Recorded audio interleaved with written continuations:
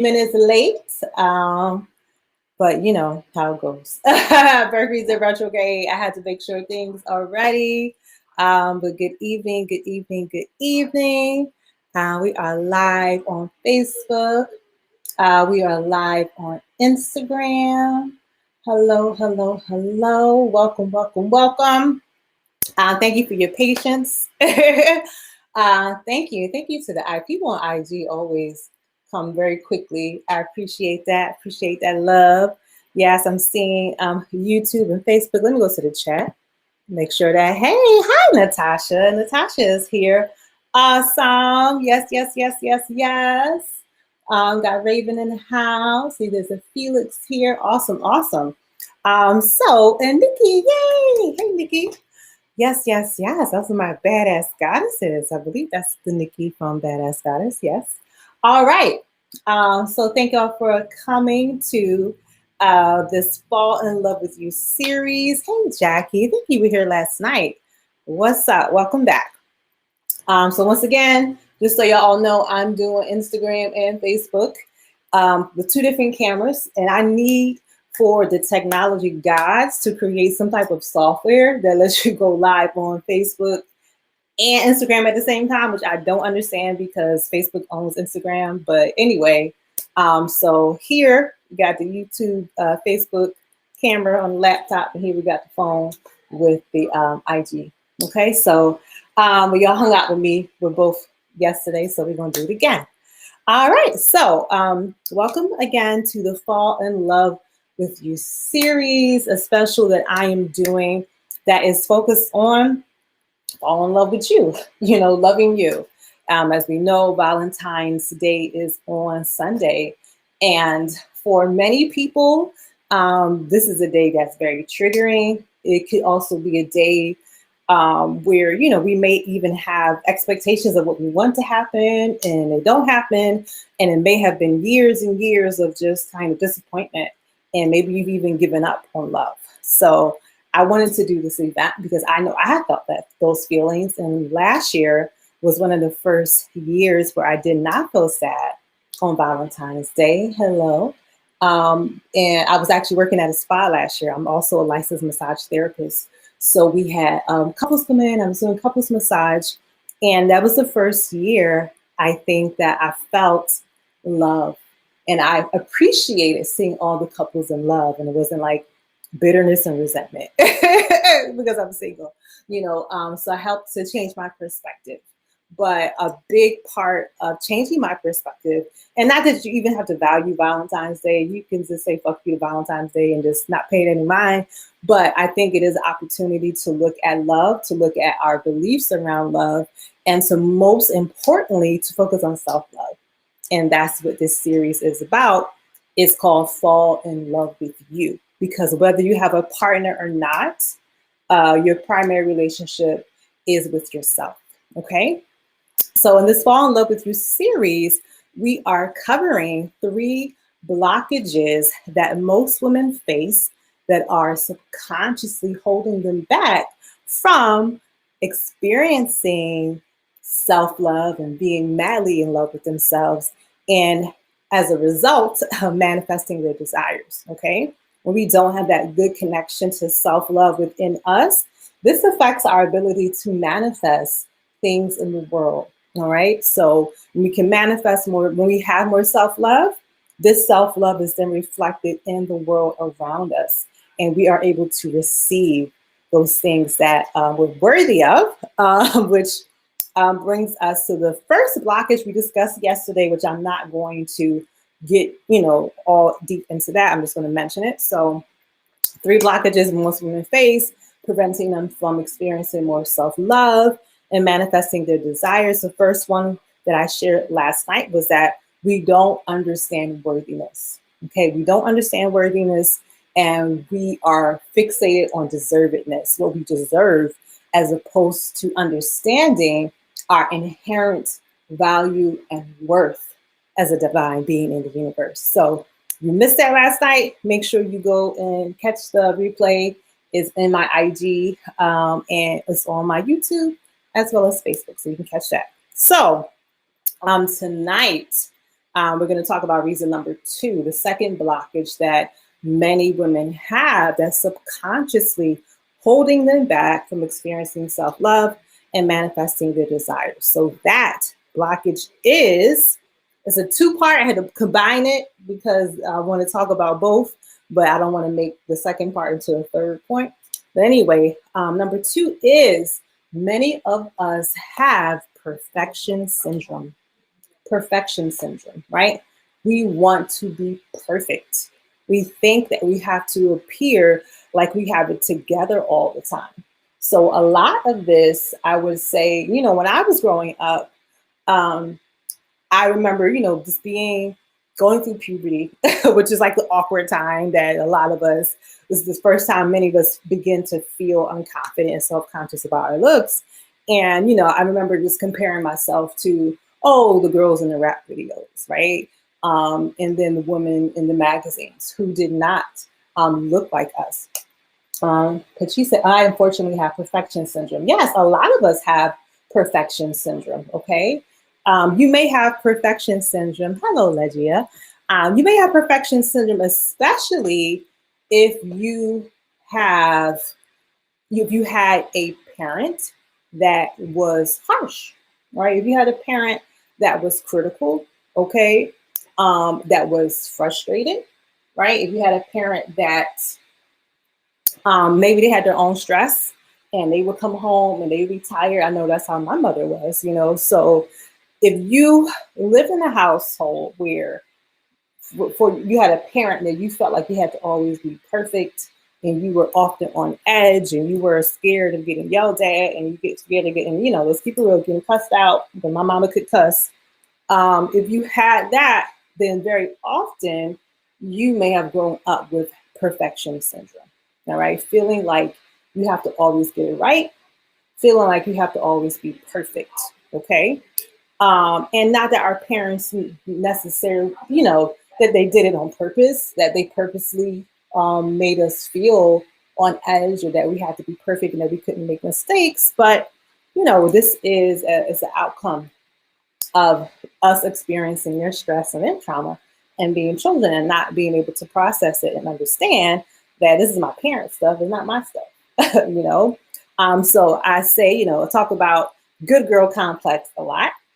And I definitely had a good girl complex. And a lot of us who were good girls, and when I say good girl complex, I mean the one who always was doing the right thing. You were always on honor roll.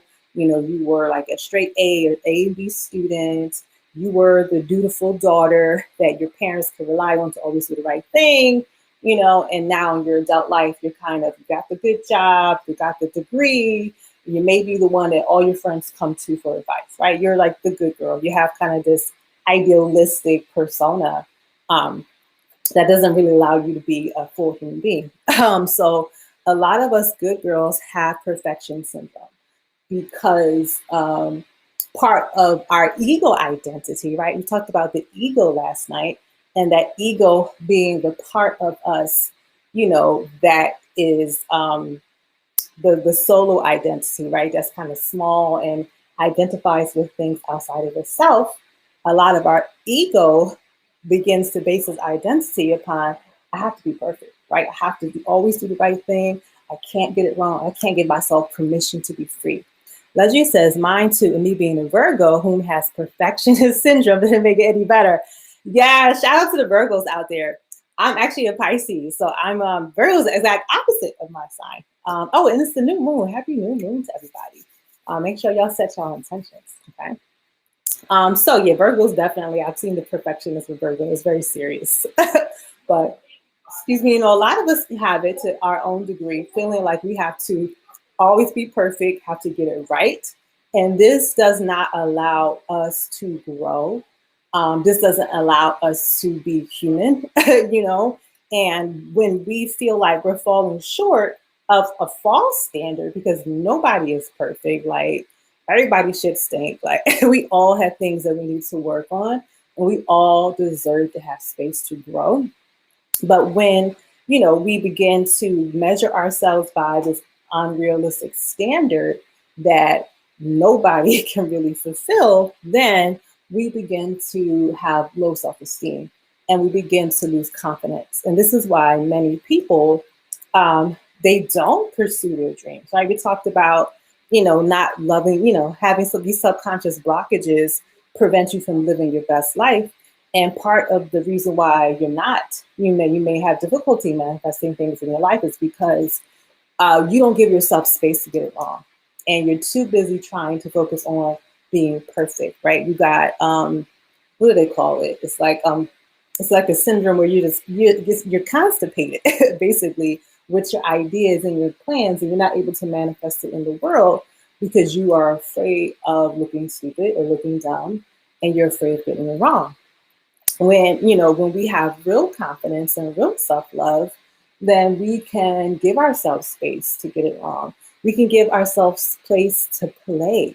And that's something that I had to really learn, that it doesn't have to always be so serious, and it doesn't have to always be so rigid. Okay, we can let ourselves play and have space to get it wrong. Jackie says, ouch. Is that hitting home, Jackie? Is that hitting home? Let me know.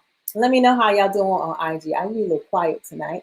Let me know if that's making sense to you. Anybody else with perfection syndrome out there?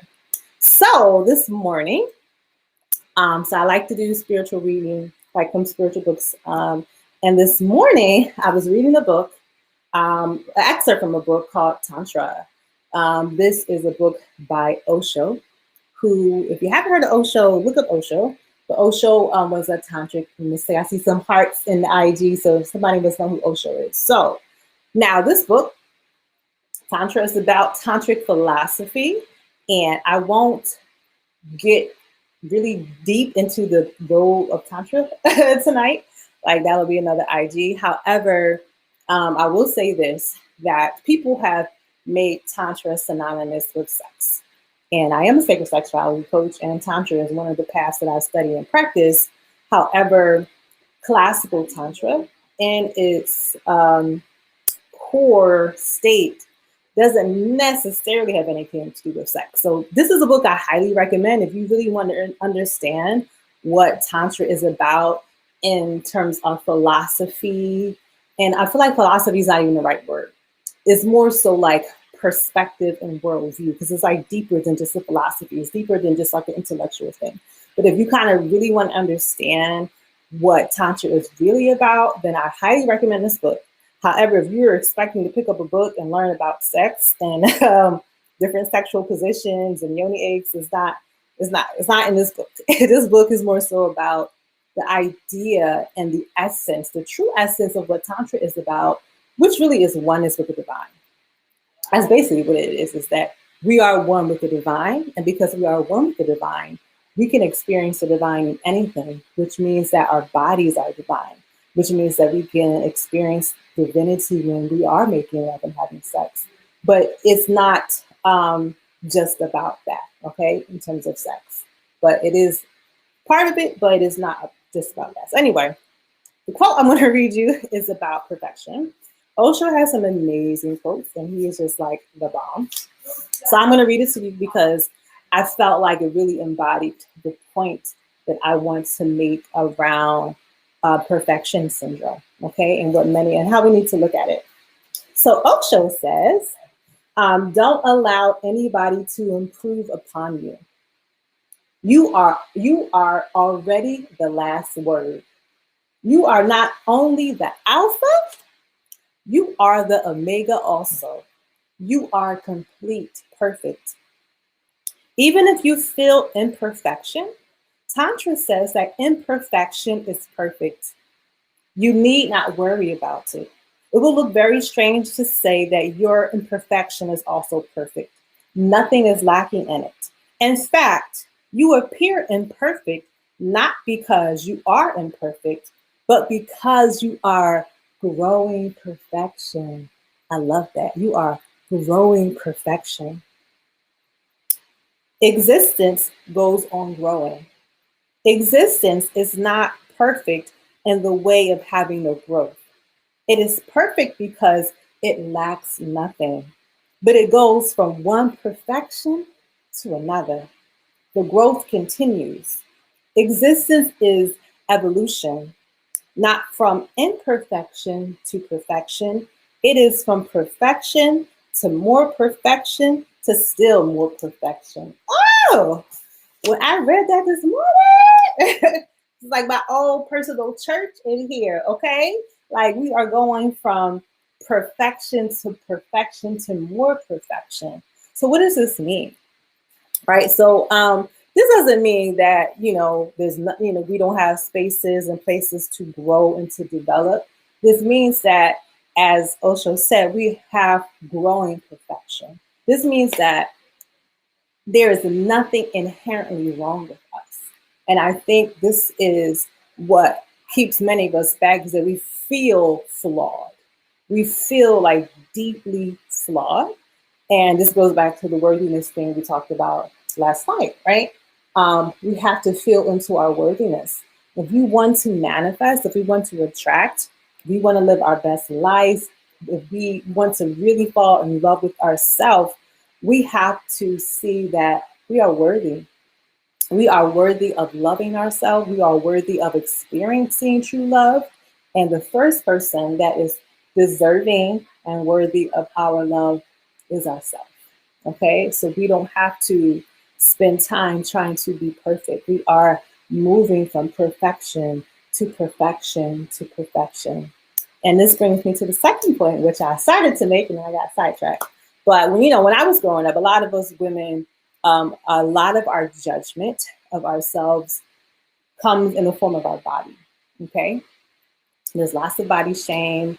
Many of us grow up thinking that, you have to look a certain way. And when I was growing up, it was the rap videos and the girls in the rap videos. And I thought that I was inherently could not be seen as beautiful as them because I wasn't light skinned. Okay, so colorism is really big in the Black community. I think it's getting a bit better now, but especially like in the 80s, it was all about light skin. Okay, all the light skin girls. So I had this complex that I could never be truly beautiful because they wanted, it was about being light skin with long hair.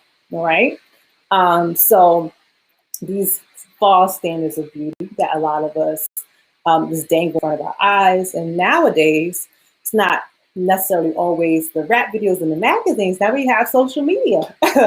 And a lot of us, these images that we see on social media really are false, right? We see people who have a certain body type, or they have certain followers, and, like so much of it is just smoke and mirrors.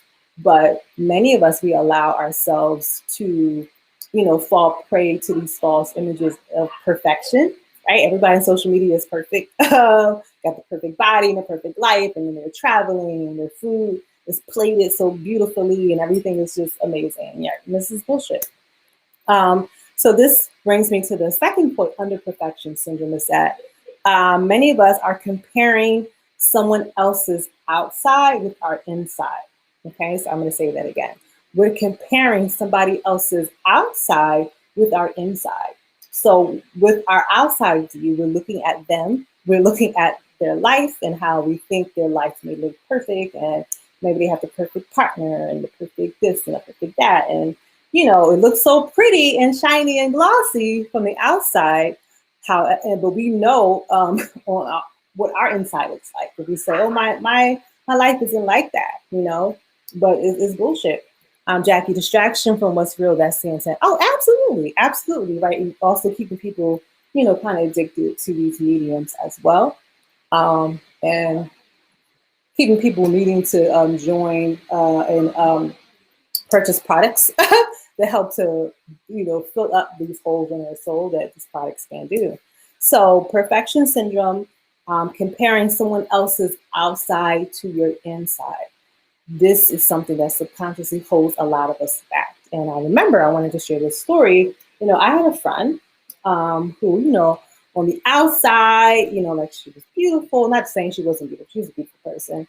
But, looking at her relationship, she had a partner and they had a business together, and they just seemed like such a power couple. And they would go to workshops together and retreats together, and they had a baby, and this beautiful baby and another daughter. And he even had his kids, and it came and, became like a combined family. And from the outside, it was just like, oh my God, like she has a perfect life and a perfect partner. And come to find out years later that this man was physically abusive to her, all right, and emotionally abusive to her. And, and I knew her for years and I had no idea this was happening. Okay. And she did, of course, end that relationship. And it was very hard for her. It was very traumatizing, this toxic relationship. But for years from the outside, I'd be like, oh, wow, I really admire her and her relationship. And come to find out, not understanding or knowing that she was being abused. Okay. So I say all that to say is that you never know what someone else is going through. All right. So we have to be very careful with idolizing people and putting other people up on the pedestal, because you just simply never know what anybody else has going on in their life. Okay. So we have to be careful of comparing someone else's outside with our inside and not having perfection syndrome. Give yourself space to get it wrong and to play and to not take things so seriously. You have to, there's a concept of failing forward, all right, where you're failing, right, or really you're learning, you're growing, and those mistakes that you're making or those lessons that you're learning is actually taking you one step forward. Okay, so you don't have to be so harsh with yourself. You can be gentle with yourself. All right, and that's a big part of just, Tantra and sacred sexuality is being gentle with yourself, being tender with yourself. Okay.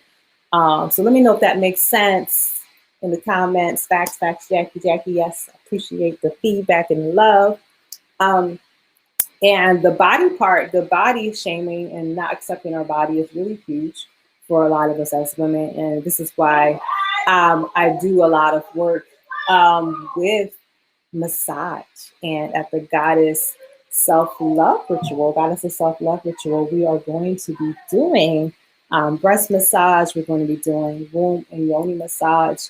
And we're also going to be having Tamilian. Hey, love it. Yes, Natasha. Yes, definitely, Nikki. Yes. So at the Goddess of Self-Love Ritual on Sunday, we're going to also have an opportunity to do clothing optional yoga. Okay, so in my journey of learning to really love myself and accept my body, a part of that was becoming comfortable with my body in her new form. Okay, and being able to just allow myself to be. So teaching nude yoga is something that I've wanted to do for a long time, and I've wanted to do it with, just for women, because I would go to nude yoga class and I would invite, I have, a couple of friends who went with me, but a lot of my friends were like, "I've been there." And they were like, I was like, yeah, it's actually kind of like mostly men in class. They'd be like, "Oh, no, I'm not going." So on Sunday, at the Goddess of Self-Love Ritual, we are going to allow ourselves to be perfect, right? To love and connect to our body in its perfection, in its perfect form. And for me, doing this, number one, it just allows yourself to be comfortable with yourself. It helps to build confidence. And even doing the yoga actually helps you to feel into the poses a bit more. It actually helps you to feel the energy a bit more. And we'll do certain exercises that help stimulate the kundalini a little bit. Okay. So if you haven't signed up for the Goddess of Self-Love Ritual, do it. What are you waiting on?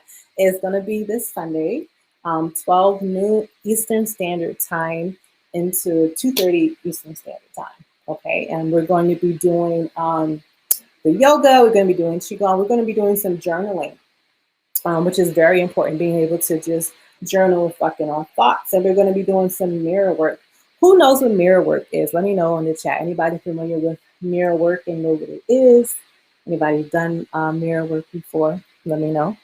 But we're going to be doing some mirror work, and it's really about having an intimate connection with yourself, getting intimate with yourself. Intimacy means intimacy, right? So let us see into ourselves. Let us be intimate with ourselves. Let us connect to our body, connect to our breath, connect to our breasts, connect to our womb, connect to our yoni, connect to all of who we are, and to see who we are as perfect, as divine and as holy, as the goddesses that we really are.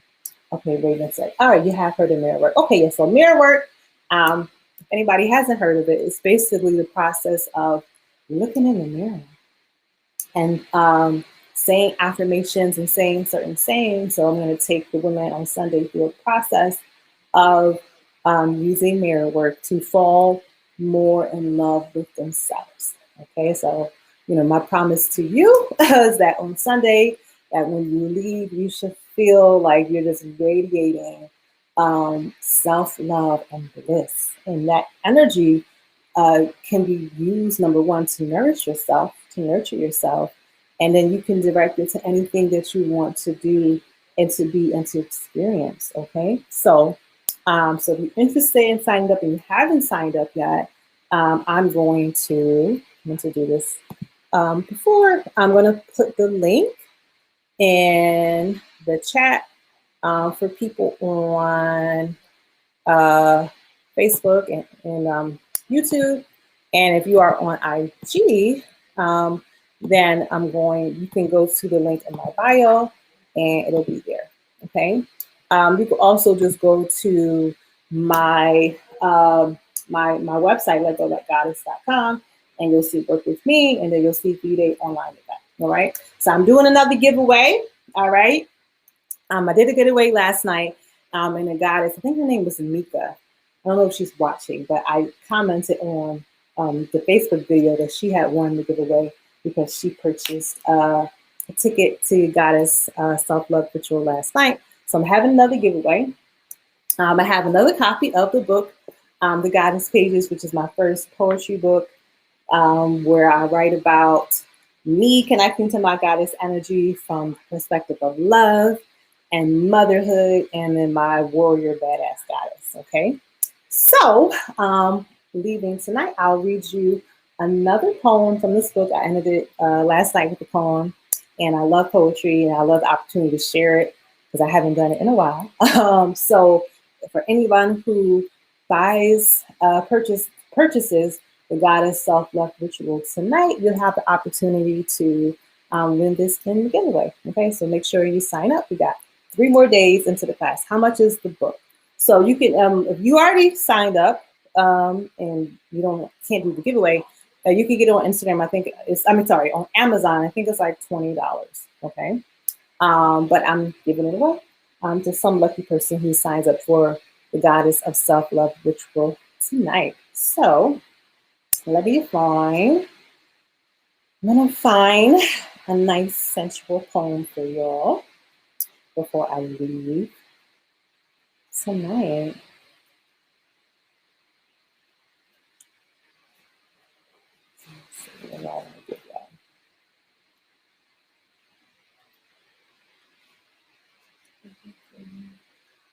This is a good one. Okay. This is called Make Me an Orgasm. And this poem is basically, so according to Tantric philosophy, the universe was actually birthed through sacred sex, was birthed through an orgasm, okay? So this poem is kind of a conversation that the goddess is having, or I'm describing kind of like this process of the universe being birthed through sex, okay, between the god and the goddess. So make me an orgasm. So imagine this is like the creation story from a sacred sex perspective. All right. Imagine in the beginning was darkness, spread thick like molasses. Goddess breathed upon it and said, right now it's only me, lonely up here by myself. She split in half, gave birth to God. Together they said, hey, let us make we a world. She became a snake, and she hid herself inside of him, in the cliff of his spine, and set a signal to his right brain, saying, make me come. He gyrated till she cobra could feel her sitting on the throne of his head that glowed violet then white. She spiraled herself around him, her sepia legs knotting a bow below his waist. He could feel her watering till the air was oceans and rivers. He entered her like a volcano rising, pumping her with the fire needed to birth creation. Each stroke he gave her deposited minerals in the Milky Way between her thighs. He pleased her for 100,000 light years, digging his hydrogen inside her nucleus. They were swirling, protons and electrons going harder, faster, in and out. They could feel the blocks of the universe building, building, building. He said, "Are you ready?" She said, "Yes." They locked eyes, arms, lips, hips, and exploded at 1 billion degrees, creating time. Her clit beat like a drum till she squirted matter and light and darkness, planets, suns and moons. He throbbed like a jackhammer, ejaculated the 7 seas, vegetation, creatures that move upon the ground and swim in the air. She released, he penetrated, till the galaxy was pregnant with humanity. Birth from the divine who swam from a celestial seed fueled by orgasms in the beginning. God is pages. So true, the Ghanaian concept of God is father and mother. The sun is male energy and the earth is female. When it rains, that means they are mating, and the result is fruit in abundance. Yes, I love that. I didn't know that. I love that. Oh my goodness. Yes. Thank you for sharing that, Studia. Jackie says, I think I just had an orgasm. Yes. Yes. So yeah, for many indigenous cultures, there was no goddess. There was no God without a goddess. Okay. And I love that you said the sun is considered male energy and the earth is female, because in Taoism it's the same. And Taoism comes from ancient China, and a lot of the practices that I teach come from there. So yes, that's right in alignment. I'm so happy to find out. Let me know what cultural group that particular story is from, Sabia. I would love to know. I know Akan is one group from Ghana, but I know there's more than just Akan. So I would love to learn more.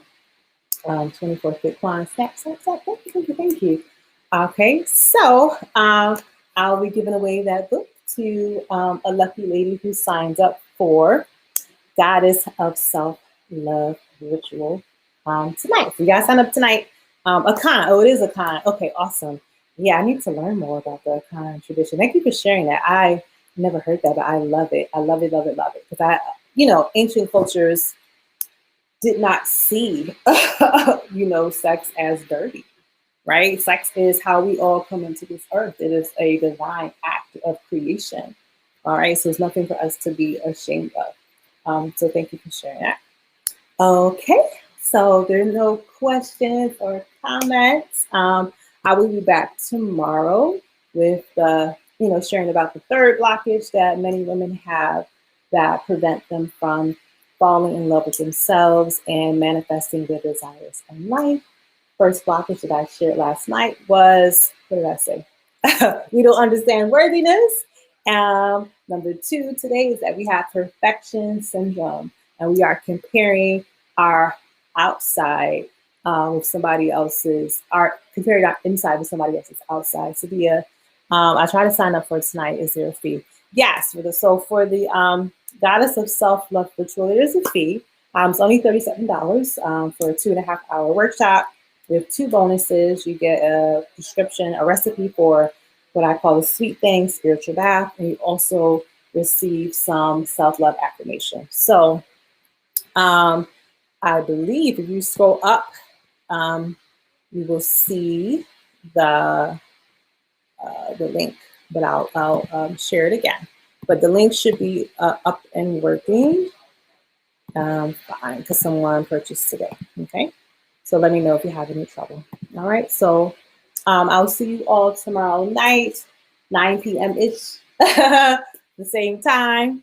And hopefully, I will also see you on Sunday. All right. So, Goddess blessings. And this, and good night. You are so welcome. Peace and blessings.